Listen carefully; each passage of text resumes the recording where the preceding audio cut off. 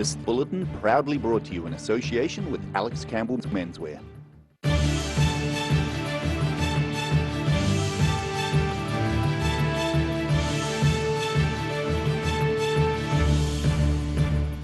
Tonight on the South Today, Otago and Southland's aged residential care facilities are in a desperate position, according to one CEO. Tourism and hospitality businesses are given a lifeline by the government's border reopening plans. And an 89-year-old Christchurch man is walking the streets for 90 days, raising money for a good cause.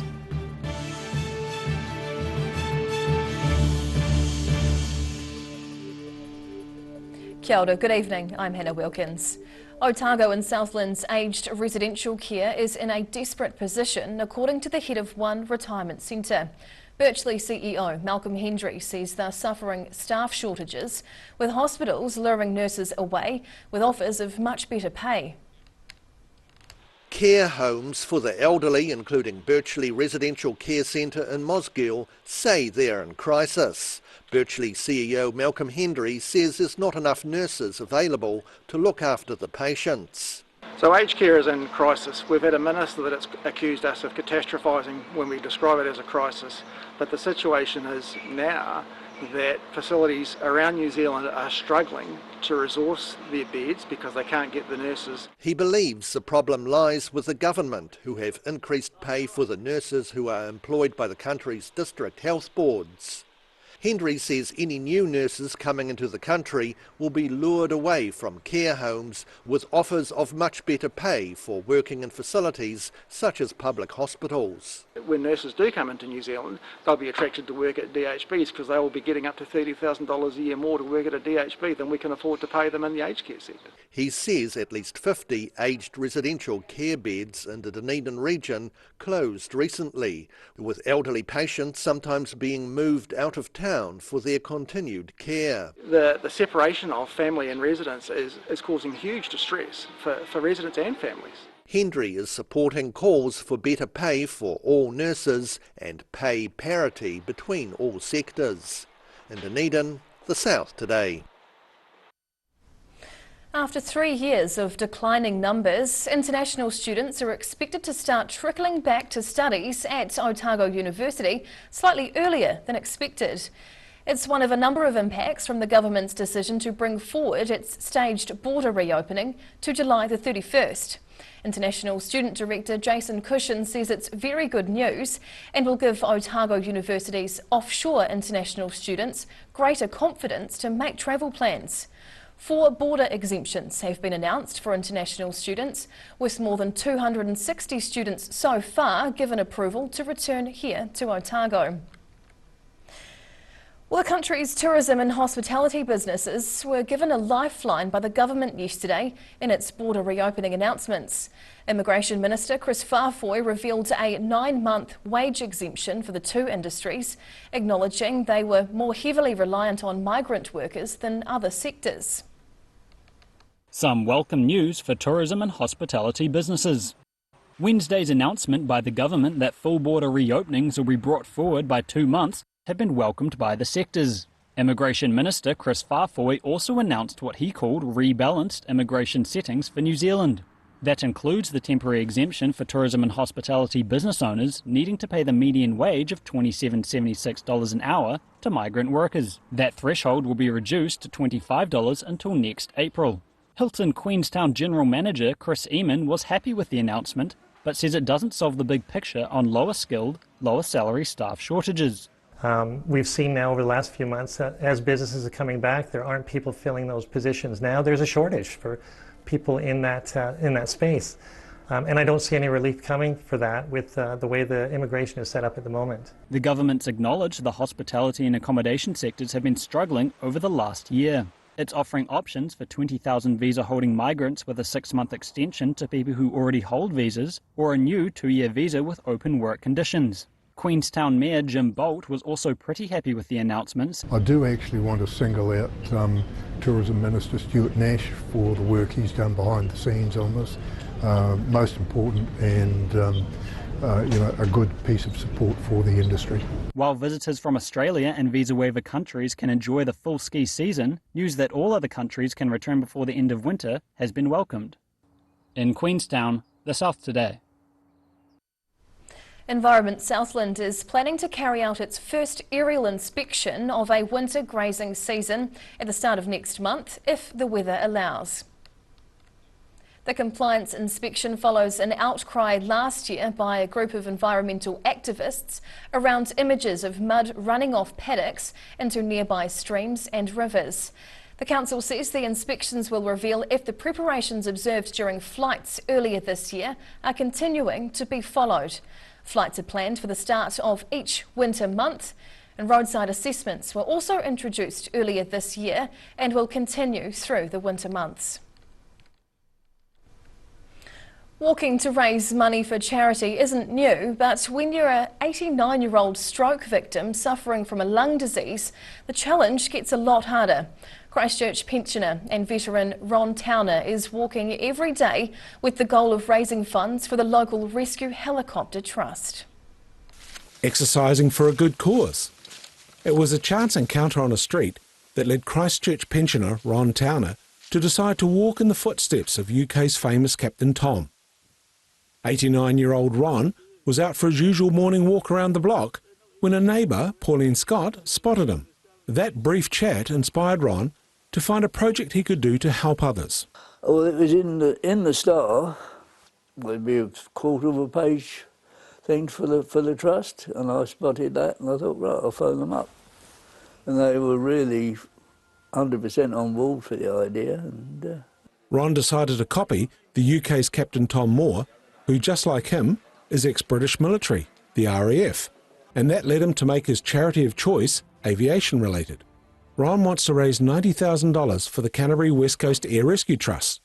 So for 90 days, he plans to walk every day until his 90th birthday at the end of July. He's already been out on the streets around his Horswell home, clocking up the mileage. Not bad for a stroke victim who's also suffering a degenerative lung disease.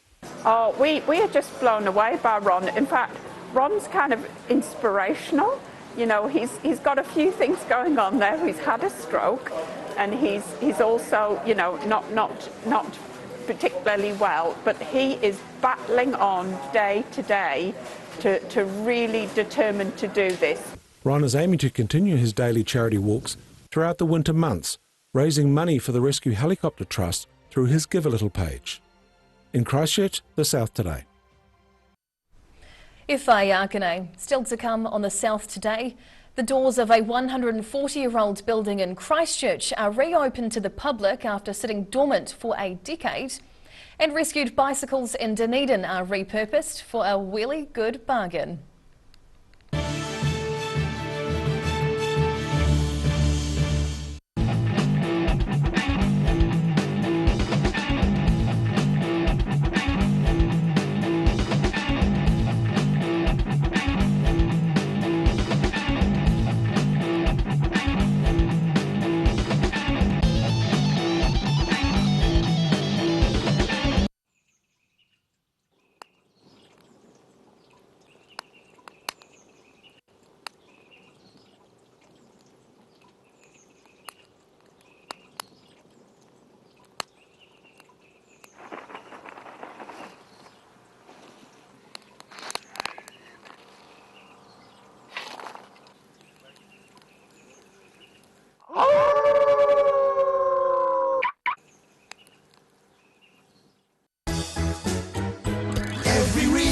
Every season, we're proud to dress the region.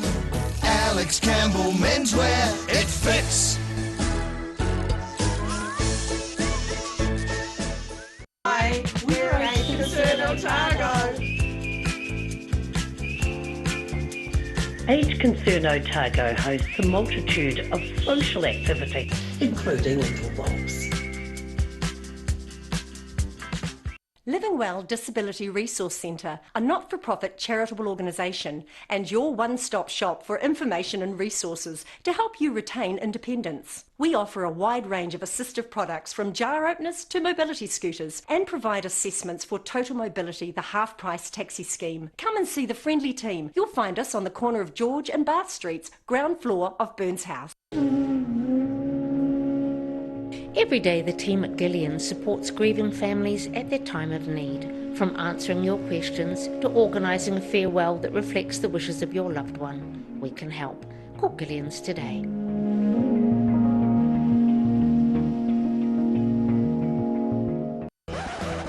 My mate John's Friday the 13th sale is on now. He slashed his entire range of rock-bottom warehouse price furniture and beds up to 75% off. And my mate John.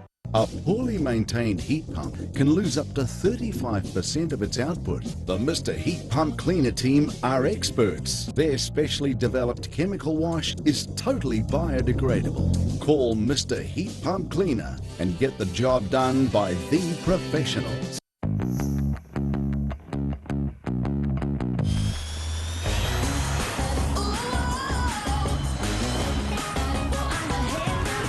Spark your joy with jazz, the next generation from Honda.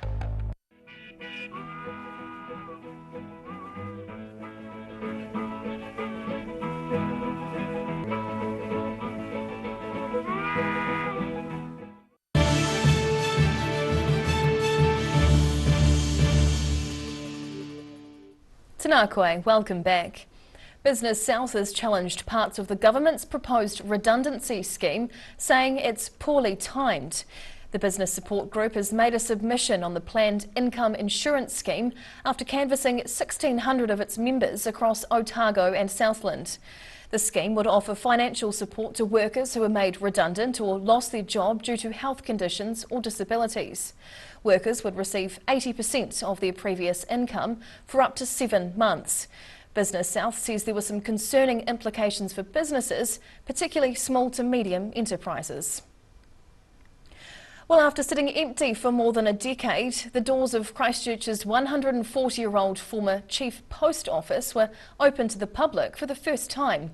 The grand hospitality and visitor complex in Cathedral Square is undergoing a multi-million-dollar restoration, but developers say they need help from the public to finish the job. Queues formed early to get a peek inside the development of one of Christchurch's well-known historic buildings. The grand hospitality and visitor complex is being developed inside the former Chief Post Office in Cathedral Square. The building was badly damaged in the earthquakes, but the new complex is now on track for completion in September. It's come up extremely well. Yeah, it's an asset now for Canterbury. Strengthening and external works have now been completed on the 140-year-old building. But now a crowdfunding campaign has been set up to help fund the building's internal fit-out. Our target is 150,000. So we've just got, I think we hit today 75,000. So we're halfway to that first target. The redevelopment will include restaurants and bars, a visitor centre, retail shops and one of the country's largest outdoor plaza areas. The square was the central heart of the city. Every major player city-wise in the world has a central hub, a central heart, and this is Canterbury's central heart. The public will get another chance to look through the historic building this Saturday. In Christchurch, the South Today. If you're thinking of making use of Dunedin's growing networks of cycleways but don't have a bike, there's now a solution. A large supply of bicycles have been rescued from the landfill and restored to good running order and are now being offered to the public for an attractive price. Lots of bikes to choose from. The Te Araka thrift store is practically giving away some of the 500 odd bikes which are rescued from Dunedin's landfill every year. The store's run by the Sustainability Office at the University of Otago, with the bikes having been checked over and made available to anyone who needs one. Student lead John Komisaris says the price tag for the bike grab is simply koha, or donation, or whatever they can afford. There's no pressure, there's no expectation. I mean, obviously some of the bikes are in really good nick and some of them I like genuine classics even, you know, like there's some good quality stuff here. The money raised from the bikes will go to the Malcolm Trust, a not-for-profit group dedicated to empowering young people. And the man who's busy repairing the bikes is Alex Gorry, a familiar face at bike repair workshops. It's all about sort of community, getting people in here and hanging out and, you know, fixing up their own bike as well. Like Alex is really awesome with running people through just basic repairs like touching up your bike, your brakes. The aim of the project is to get as many people as possible riding bikes around Dunedin, and Commissaris says he's pleased with the public reaction to the initiative. It's been pretty cool. We've had quite a few people come through, and even if they're not here to get a bike, just to play around and learn how to fix one or break them down for parts. The selection of bicycles is available from the campus thrift store every Tuesday lunchtime. In Dunedin, the South Today. The world of esports, or electronic sports, is continuing to grow in the south, with 2 teams from the same Dunedin school winning top prizes at a national tournament. The King's High School pupils excelled in a video game called Rocket League, which is described as being a bit like soccer with cars. Representing their school in sport while sitting down to do it. These pupils from King's High School's 2 esports teams claimed top prizes at a national computer game tournament recently.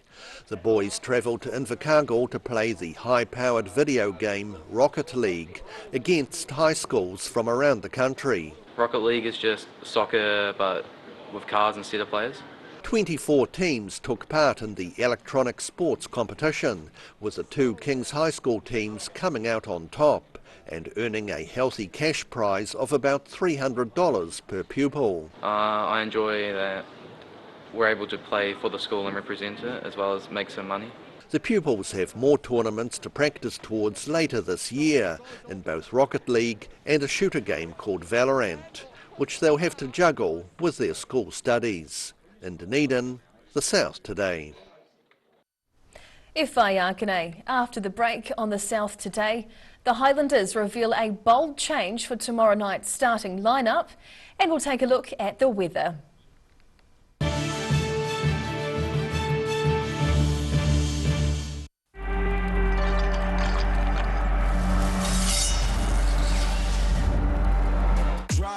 Drop when you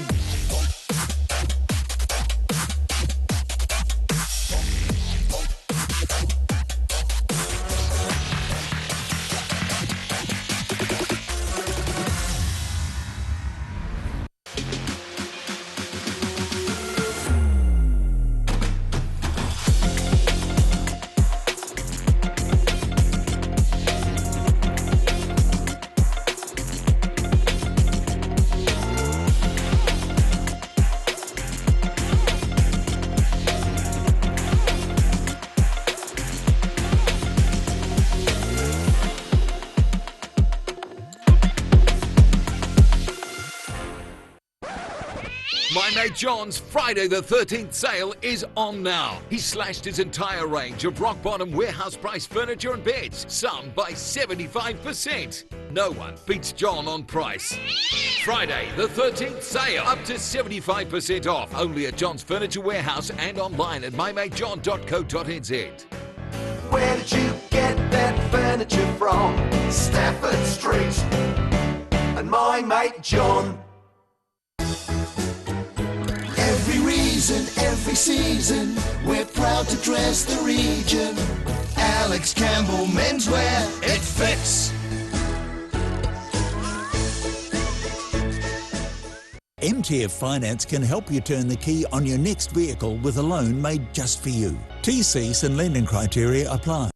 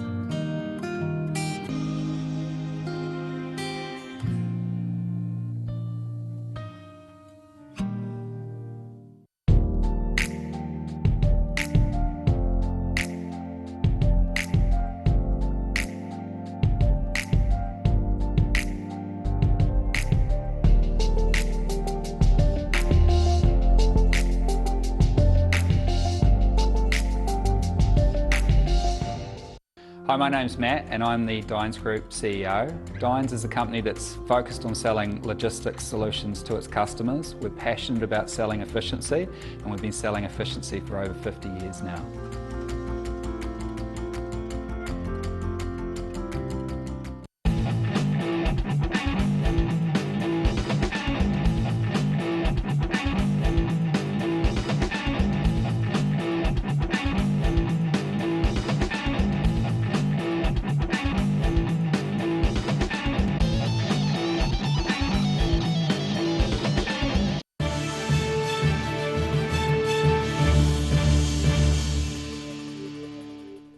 Tanakwe, welcome back. The Highlanders are hoping a bold selection decision will bring rich rewards when they meet the Force in Dunedin on Friday night. It's a crucial game for the Highlanders if they're to stay in the playoff hunt.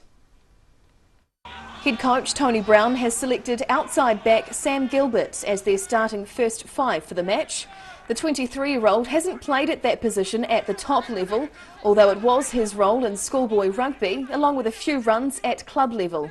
Effectively, he's been out of position for a couple of years for us and on the wing and at fullback, which is probably his other position, but this week he gets a crack at 10.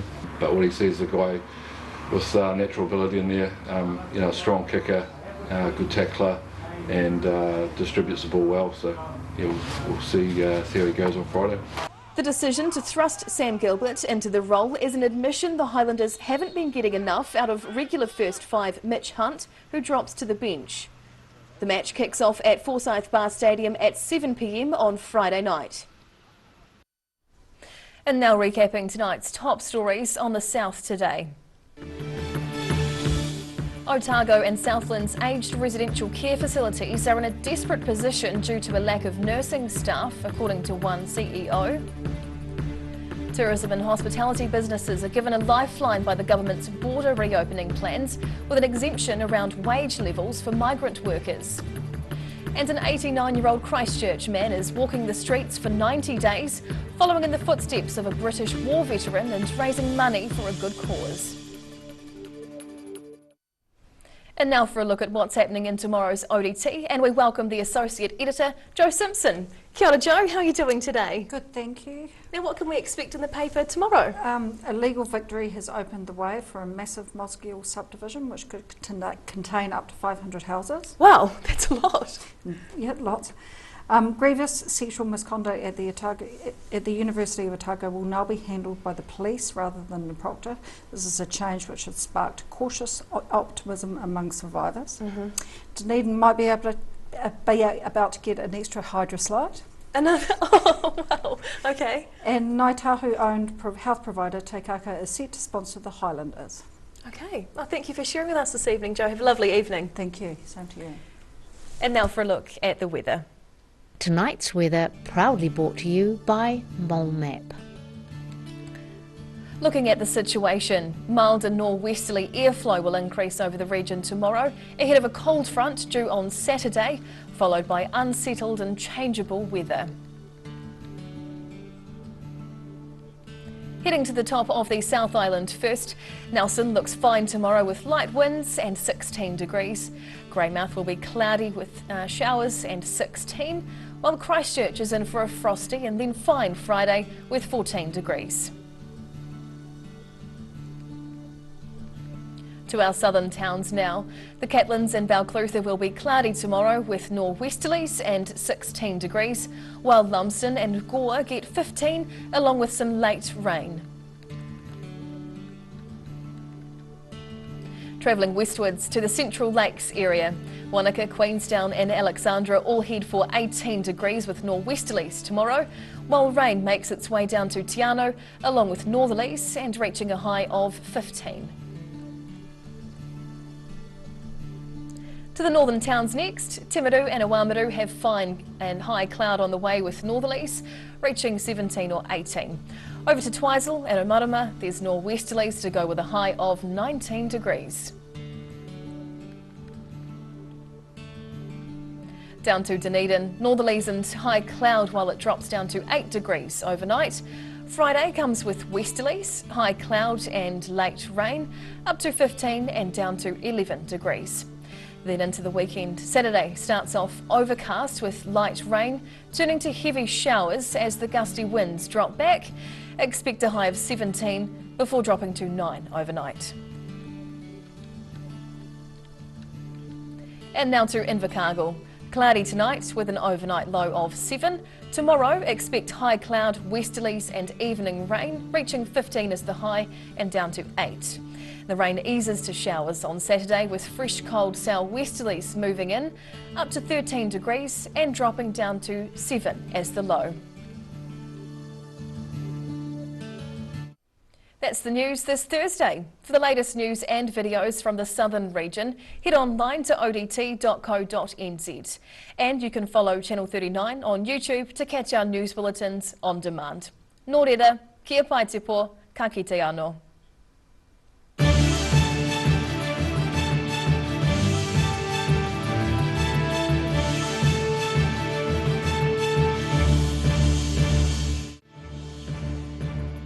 This bulletin proudly brought to you in association with Alex Campbell's Menswear. Public interest journalism funded through New Zealand On Air.